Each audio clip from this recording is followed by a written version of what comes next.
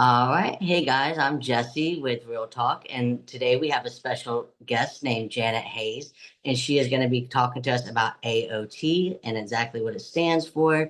So we appreciate you listening, and I'll just start us off with the first question. Could you, Janet, please tell us about yourself, your career, and what brought you into the mental health field? Absolutely. Thanks so much, Jesse. It's great to be here. So my name's Janet Hayes. I originally arrived in Louisiana to New Orleans as a recording engineer at the beginning of this century. And then after Hurricane Katrina, got catapulted into working to remove treatment barriers for people living with severe mental illnesses. And so that really came about as the closure of charity hospitals. I was involved in neighborhood restoration, but also in trying to get the state to reopen charity hospital, in particular, the first three floors to care for folks with severe mental illnesses. That had been our system for decades that people knew. And then it all got shut down after Hurricane Katrina, and we started to see this uptick of folks suffering with mental illnesses being channeled into the criminal justice system, maybe homeless or in and out of hospitals, whatever hospitals were up and running at that time and available. And unfortunately, some people just they didn't have anything and they ended up dying, which was really I couldn't live with that. So Right. I'm a problem solver. I had been involved with the cultural community, musicians, brass bands, the Indian culture, and so on in New Orleans. And the closure of Charity Hospital really impacted that community. And so I saw a lot of these tragedies how were happening to my friends. People were dying, or just not getting any treatment, and families really suffering. So I started to research solutions, and that led me down a bunch of different rabbit holes in the criminal justice system and the behavioral health system. And one of the things I discovered was Louisiana has a law named the Assistive Outpatient Treatment Law, Title 28, Revised Statute 66 to 76. Um, and that's a law that allows for a judge, a civil court judge, or a judge that's practicing, or a judge that would be leveraging civil law, not criminal, to require people who have severe mental illnesses, who don't adhere to treatment when they're living in the community, and as a result end up back in the hospital over and over, or maybe worse. It allows a judge to ensure that that person stays on treatment. It's an order, it's a judgment that they need to stay in treatment. And in turn, we ensure that services are provided so that they can be successful. So AOT stands for assistive outpatient treatment, technically, because that's the name of our law in Louisiana. We named our court program in Orleans assisted outpatient treatment. And that was mainly because at the time I was studying best practices across the country, and the Treatment Advocacy Center in Virginia um, are really kind of the number one national organization that work with states to implement laws. And they call their initiatives assisted outpatient treatment. So that's how that came about. Does that answer Oh, your well, question? Did I forget anything, Jesse? You want to know how no, no, no. You did like great. that? So next I would ask you, how does a person or family gain access into AOT? Yeah, great question. So I will say initially when we started implementing a court program in Orleans Parish, and God loved Judge Kern Rees, who agreed to begin a court. Otherwise, we wouldn't be doing what we're doing.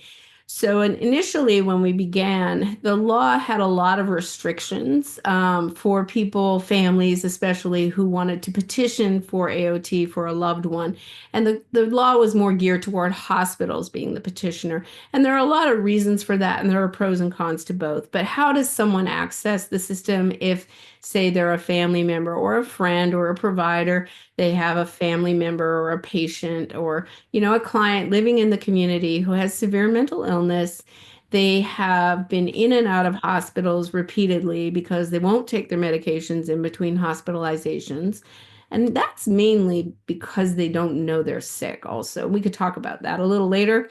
But the petitioner, the interested party, in the law, they're called interested parties. So we're interested parties. If you're not a doctor or a medical director or an LG or an MCO, you're an interested party. And so the law says that any interested party, a Louisiana citizen 18 years or older, can file a petition for a person who meets criteria under the law for being under an order of involuntary outpatient civil commitment. That's also what AOT stands. AOT is assisted outpatient treatment, but it's really an involuntary outpatient civil commitment.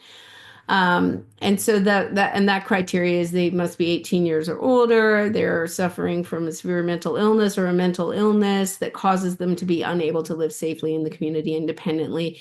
They're either a danger to self, others, or gravely disabled when they're symptomatic, and they would benefit from the least restrictive alternative to hospitalization, which would be this. And so they file a petition, and then once the petitions gets filed, then there's a process that needs to be followed. Typically, the first step would be the judge is going to look at the facts in the petition and make that determination as to whether or not there's probable cause that the person does meet criteria in the law for commitment. And if so, then the judge is going to say, okay, well, I'm not a doctor, so I'm going to want evidence from an expert who is going to be appointed by the court to evaluate that person to make sure that, or we're going to look at the facts and we're going to see if that person really does meet criteria for the program by someone who's been trained and has the education to make that determination. And so we contract with psychiatrists who will do an evaluation for the purposes of to meet the order to adhere, to the order of the judge, comply with the order of the judge. Once we have that evaluation, then the hearing date has been set. There are due process, things that need to be followed. So the person has to be served by a sheriff. They're represented by an attorney. And we also have to have a service provider because the law says, Judge, you can't order somebody adhere to services if they don't have services. So Right. we have to prove that services are available and can be provided by somebody who's read the preliminary treatment plan. That's also an important part of the doctor's evaluation. And if so, then they have to come to court and testify that, yep, we've seen the preliminary treatment plan. We have these services. We can provide them. And we, under the court order, will provide them to this person. And that's basically the process of how you get somebody in if you're, a family member. For hospitals, it looks a little bit different, but we can get to that later if you want. Okay. I know you've given us a lot of information so far. So I would ask you, in your opinion, could you tell us where you see gaps in service for those needing more intensive mental health support and for those who are looking at long-term support? Absolutely. So assisted outpatient treatment or assistive is geared toward, again, people who can live safely in the community when they adhere to a treatment plan. So, and again, this is mostly for people who are fairly high functioning, who have support, not necessarily, I shouldn't say high functioning, but they're functional and they have support in the community. And when they take their medication, they're okay. They can do the things they want to do in their life. Maybe it's a job, maybe it's school, maybe it's just a hobby. Maybe they want to play music, maybe whatever it is that gives them purpose. And so we're going to make sure that we make that those things are provided to them while they're in the court. The people or the population of people that AOT is not appropriate for would be somebody who has a severe mental illness, has insight that they have a severe mental illness. They want help and they're reaching out for help. They're saying, okay, I'm sick, I need help. Right. I need a doctor. I need a nurse. I need this. I need medication. I need whatever. There are problems in our system that sometimes prevent them from getting the help that they need, even though they want it. That's a problem. And Healing Minds NOLA is my nonprofit that works on the whole gambit of continuity of care. But in AOT specifically, this is a carved out component of some of the stuff that we do. Those folks would not be appropriate for our program because they want help. They know they're sick. We don't need to order them to go to treatment. They're going to treatment, right? So Right.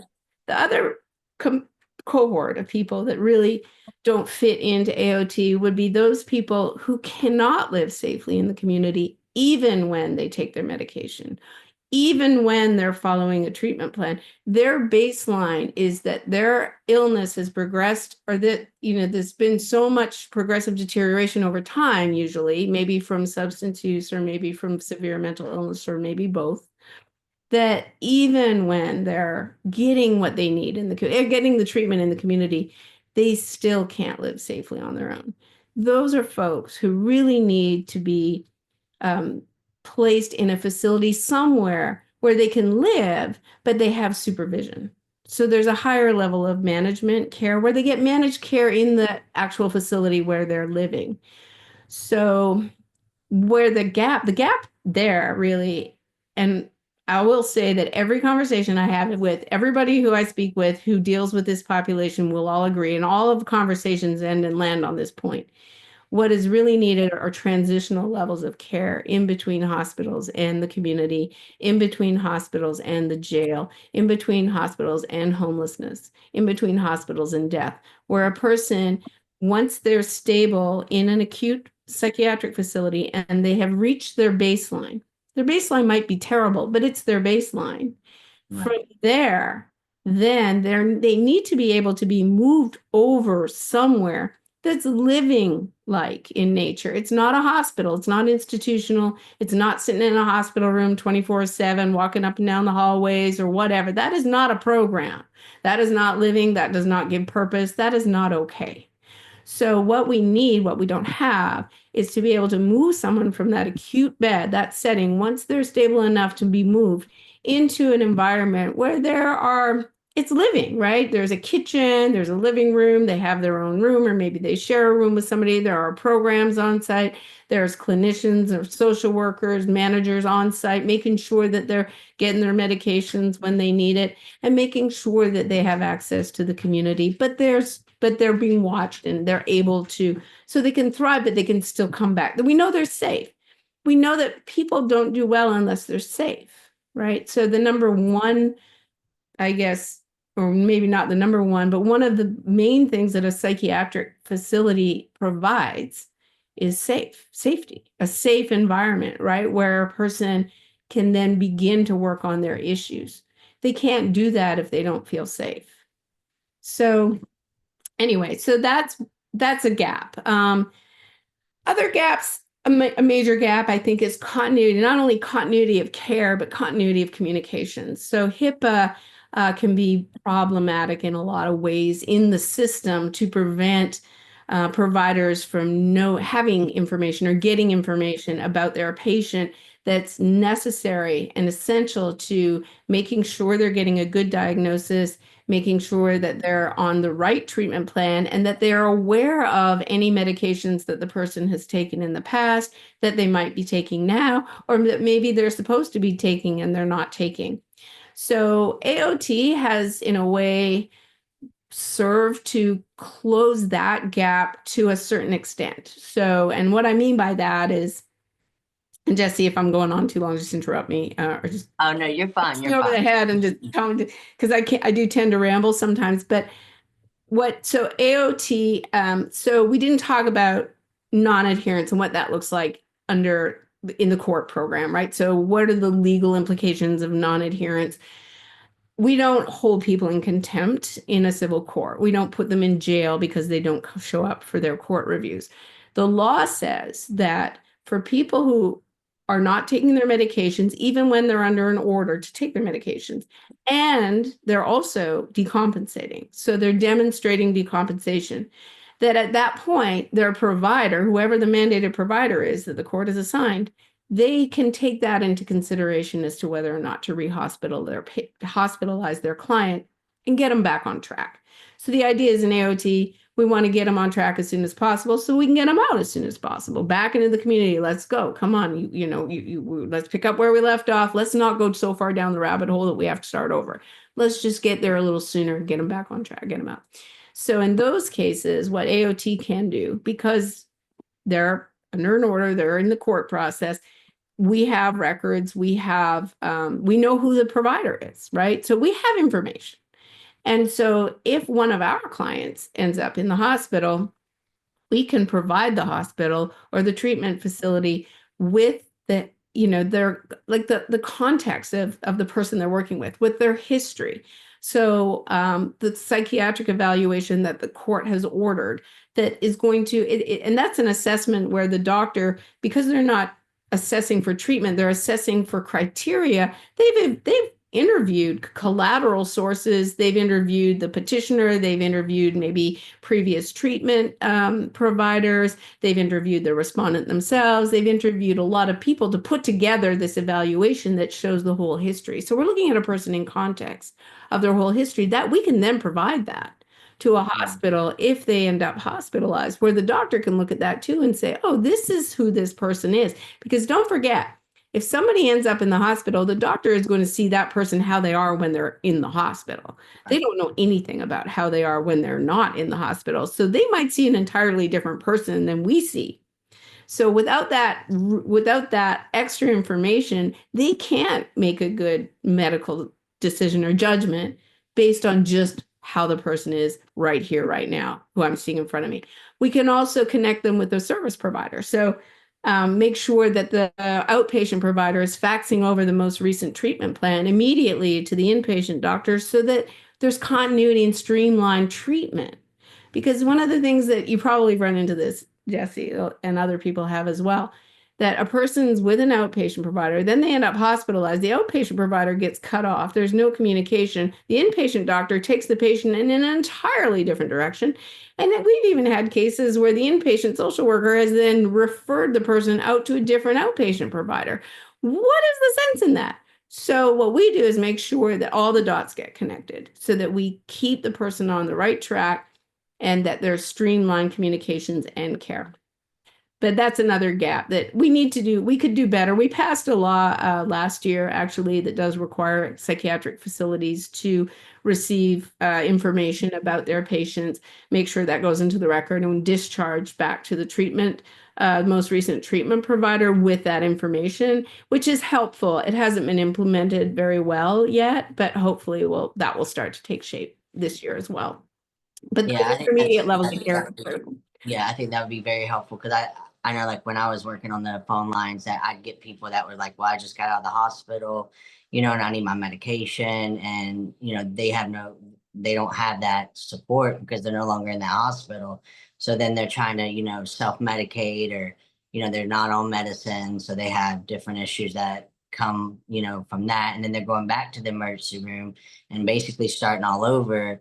So I can definitely see where that would be helpful. Your program would be very helpful for somebody that, just so you don't have to go back and forth. And, like you said, you have their records. So, you kind of know what's been working for them versus an emergency doctor sees somebody completely different, someone that's off their medication, someone that's in desperation. And so I think, having that is very helpful. So I think that program that you come up with, I think I bet it helps a lot of people just because, you can keep somebody on track. Even if they get off their medicine, you could still be like, hey, this was working for them. Let's start them back, let's get them back going versus, you're at square one. Absolutely. And I will say that unfortunately, what we're talking about, it works for our clients, but that's just a small subset of people with severe mental illnesses who happen to meet that legal criteria. The whole system should work this way. It shouldn't Yeah. be that a person should have to be involuntarily committed to outpatient treatment in order to get the services that they deserve and need. Again, we cater to a small group of people that can't adhere because they don't have the insight. But for people that can and people that you get calls from, that's ours. We need a system that's working this way for them, for everyone. And so, Yeah. and I think we could be doing a lot more to make that better. And I think our state agencies could be doing a lot better on that front as well. Yeah, I definitely agree. I do have another question for you. So what would you want families and loved ones to know if they're concerned about a loved one experiencing struggles with their mental health, which are affecting their well-being in everyday life? Yeah, so I mean, number one, understanding what's going on, right? Knowing who to reach out to get help, maybe consult, maybe counseling, because family members also, don't forget, they often are in the dark about what's going on with their loved one because nobody ever expects a crisis to happen. I mean, when people get married, or if even if they're not married, when someone decides to have a baby, nobody says, "Oh, let's look at the genetic history to see if there's any severe mental illness anywhere in the lineage, because if that happens, we might somewhere down the line when they're 18 or somewhere, maybe in their early 20s, they might have a psychotic break. And if that happens, what are we going to do about it? Because there's really no system in place. So maybe we should plan for that now." I Right. mean, nobody does that, right? Yeah. Nobody even thinks about it. People go off, they want to have babies, and they think that their kid's going to go to school and they're going to graduate and maybe go to college or not, and they're going to be the best kid ever. That's not how it works, right? So with severe mental illnesses, so severe mental illnesses, we don't really, honestly, we're getting a little better, but we really don't know much about what causes, especially schizophrenia. It can be genetic, it can be environmental, it can be both. It can be a lot of different things. It can be drug induced. We don't know, right? But we do know that people who have a predisposition for severe mental illnesses, it's not preventable. So we know that, and whatever triggers it is different. I mean, there's a variety of different things that can trigger it. Something's going to trigger it. We're going to have to deal with it, and it's not curable. So, and it's chronic. It's a chronic illness. People, when it develops, you're going to end up, you got to live with it.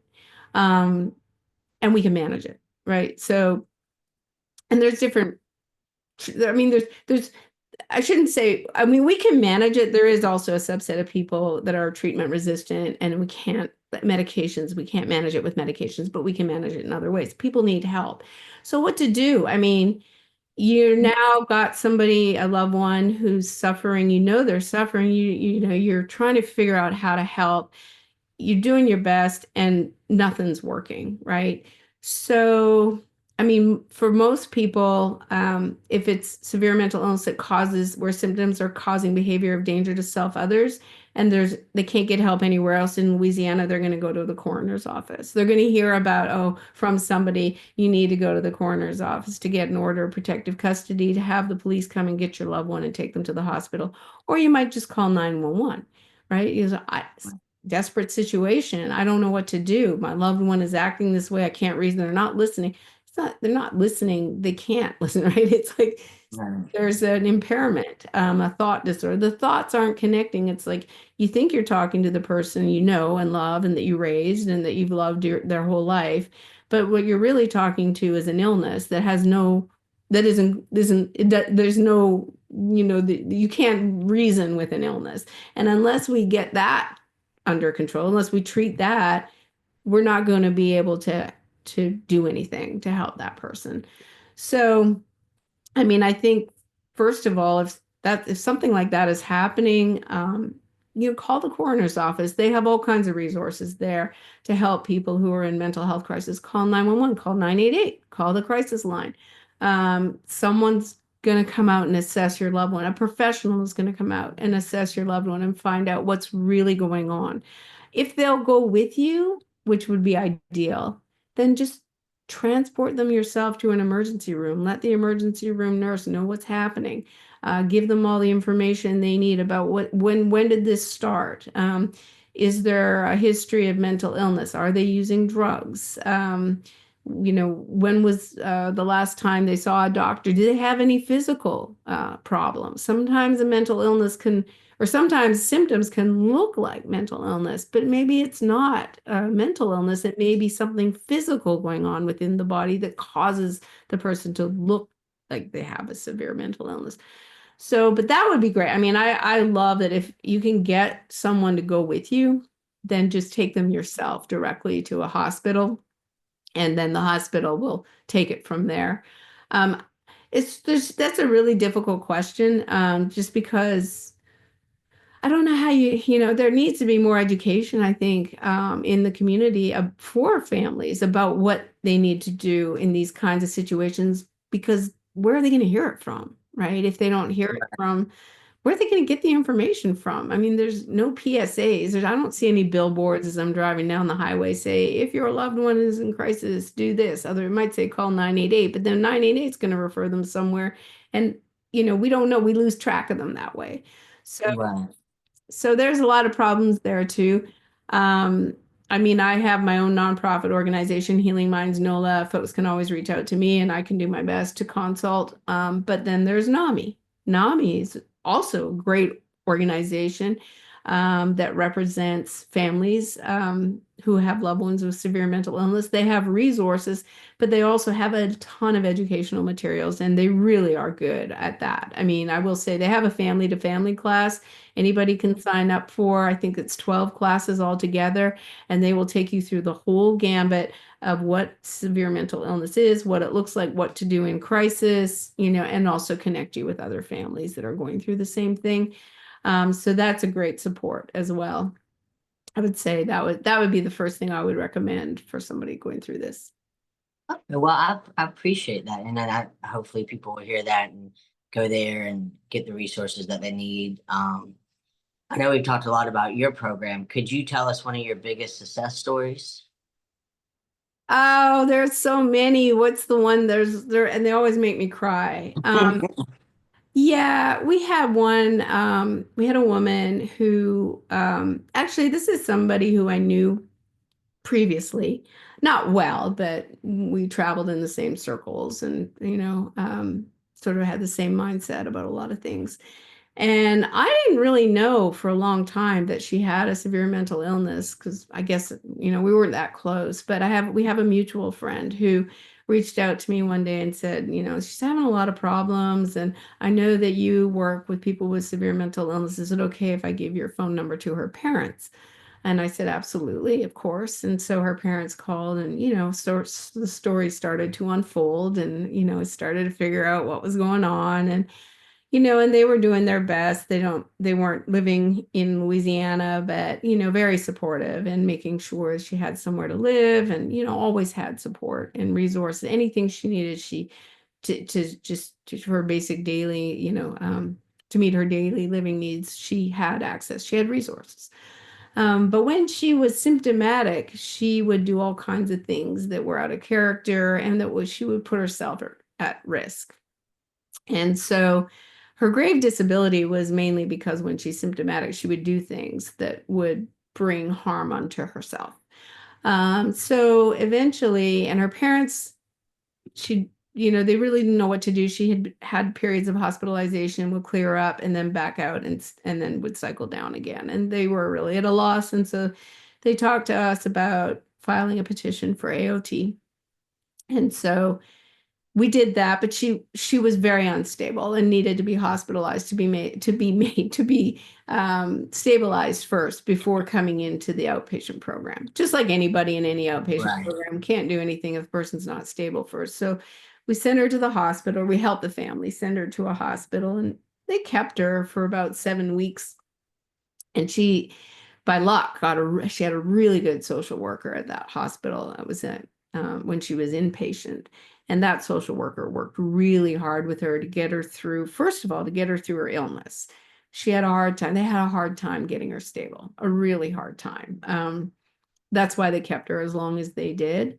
And then her parents, they interdicted as well because this, just these things kept happening and they had no communication with the doctors. They weren't living in Louisiana.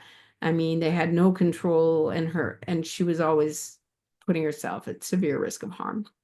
So the interdiction gave them the ability to make medical and financial decisions for her when she's symptomatic. That was clear in the interdiction that we're not going to interfere with you in your life when you're well, but when you're not, it gives us the power to be able to advocate for you.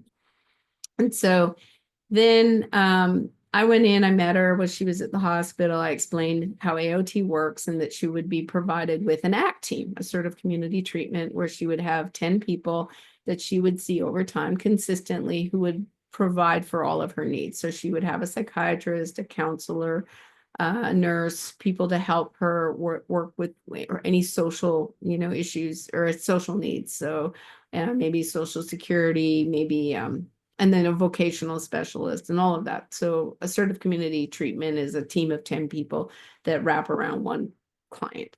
And they do great work. And she really liked that. She said that one of her issues, or one of the reasons that she was not compliant with treatment for so long, is because she could never see the provider she wanted to.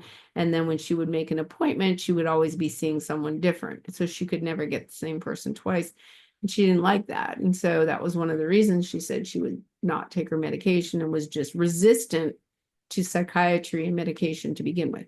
But once I told her how this works, she was like, she actually commented, if we had more of that, there'd be so many less people in the hospital. So, Oh, wow. yeah. So anyway, she came into the program very stable at that point, although we really wrestled with her for a long time first. But when she was ready to be discharged, she came into the program very stable, and she was 100% compliant with all of what the court was asking her to do. She was actually overly adherent. She would call me to make sure that she was coming to court or making her court reviews. She would call me if she had to go away and couldn't get to court for whatever reason to make sure she was going to be able to attend by Zoom. And she really did very, very well. And when she graduated from the court program, she left me a note, and I'll never forget. It always makes me cry, but we had talked when she was in the hospital, because she had a lot of remorse about the things that she had done when she was sick, and she felt that she had harmed her friends. And she was feeling pretty helpless when I met with her. And I encouraged her and so on, and we talked about it. And her thank you note when she graduated was, thank you for believing in me when I didn't believe in myself. And it was just, it's amazing because when a lot of people, when they come into AOT, we do have to wrestle with them, and they're very angry. Right. It's very difficult to involuntarily intervene in a person's life because they're going to react negatively. There's going to be problems. They're going to be mad. And they send you and they leave you horrible messages, and they threaten you over the phone. And they do all kinds. Yeah.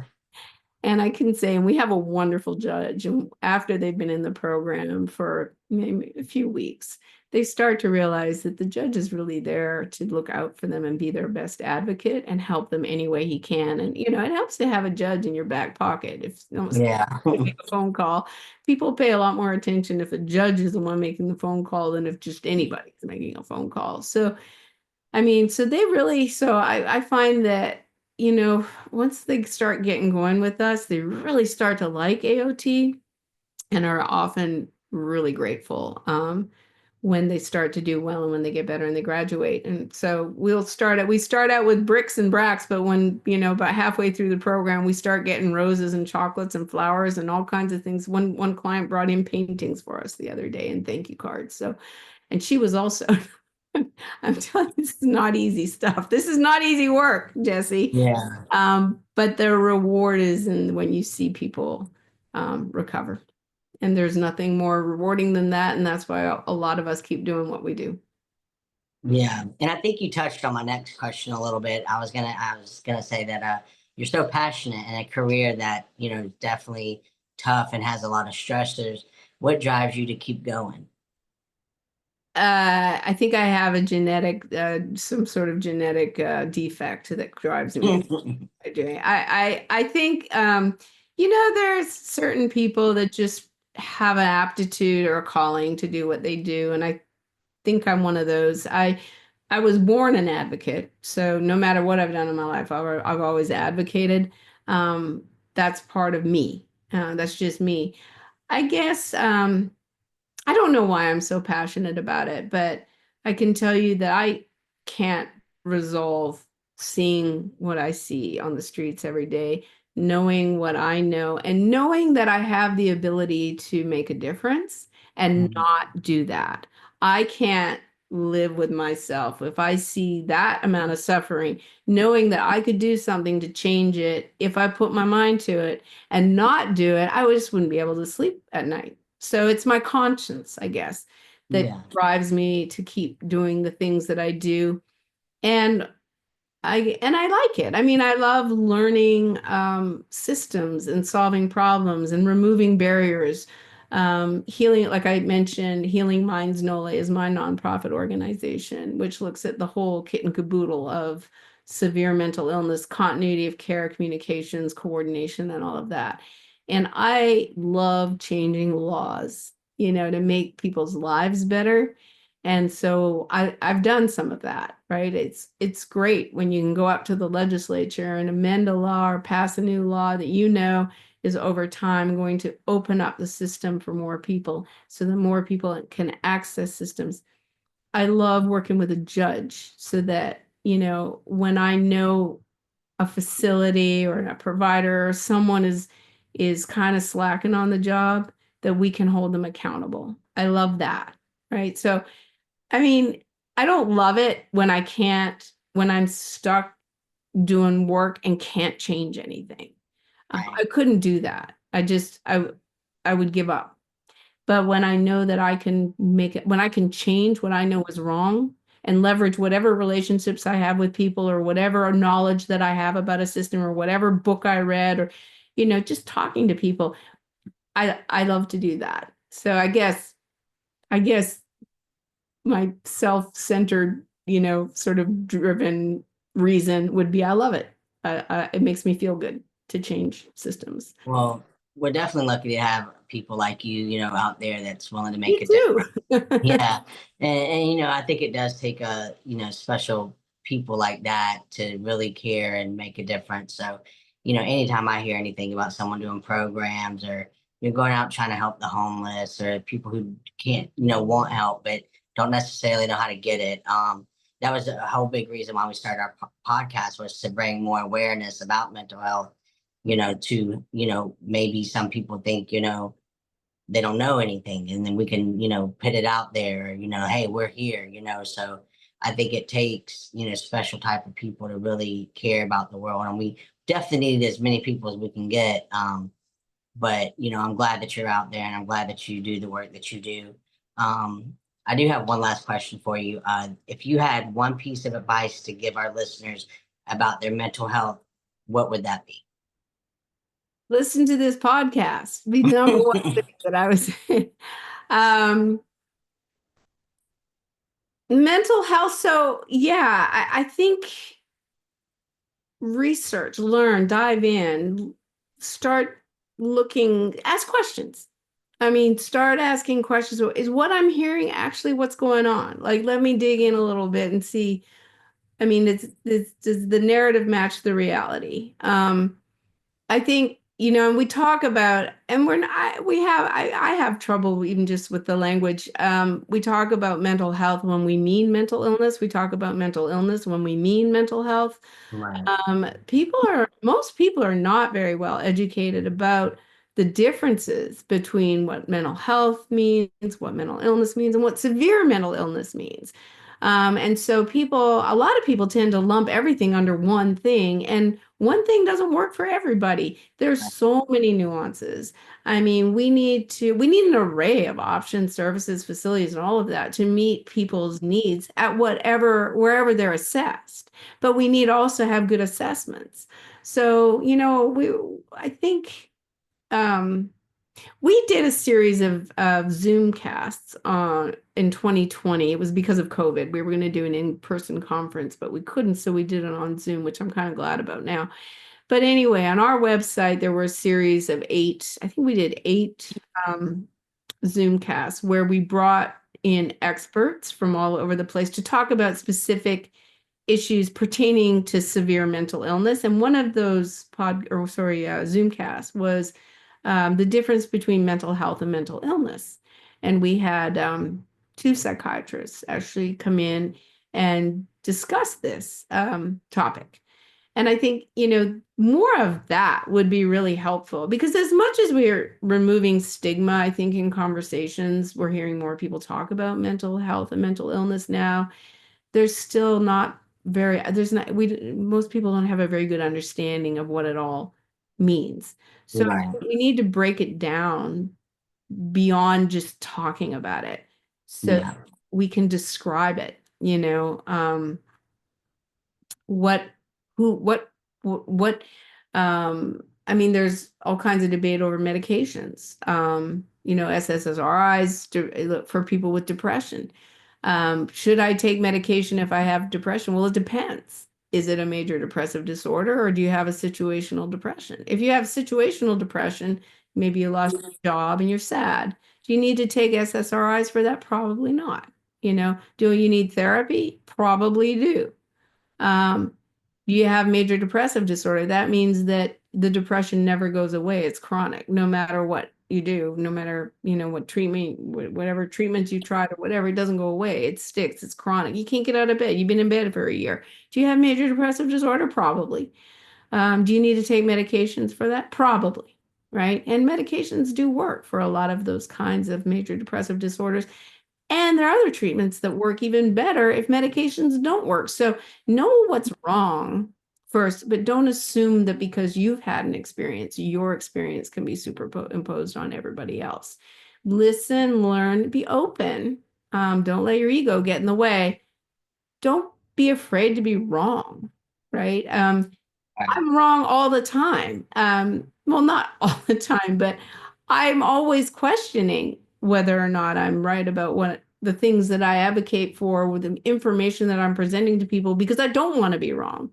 So I ask, I'm like, I'm not afraid to go to somebody that has more knowledge than I do to say, is what I'm telling people right? And they might say, you know, there's really no consensus on that, but here's the best information I can give you, right? And so I'm always fact checking myself. So yeah, dealing with mental health, just I would say don't be an internet doctor. Yeah. Go to a real doctor. Find someone that you trust. University Medical Center Behavioral Health Clinics is a great place to start for someone that wants help, knows they need help. There are other great programs, outpatient and inpatient, that people can access all over the place. I don't want to single anybody out, but get a referral. I mean, if you can, talk to somebody. I mean, you can always call me. I can tell you, can try to pair a person up with who I think would be a good provider. But talk to the experts. Like, don't try to do it on your own. But if you think there's something wrong, then definitely, if you want to try to, nip it in the bud. Early prevention. There's so much to be said for early intervention. Don't forget, if it maybe isn't a severe mental illness, but if it is, it's a progressive deteriorative disease without treatment will get worse. It will not get better. It will get worse. And over time, without treatment, it's not everybody, but a lot of people end up losing the ability to live in the community and participate in things in the community. And they end up needing that high level of supervision. We know if we could have gotten them earlier, we probably could have prevented all of that. So it's just like any other illness. It's like cancer, Parkinson's, or whatever. Just if you think there's something wrong, then do something about it now. Don't wait. And yeah, if you need a referral, call 988. Call Jesse. Jesse. Yeah, call me.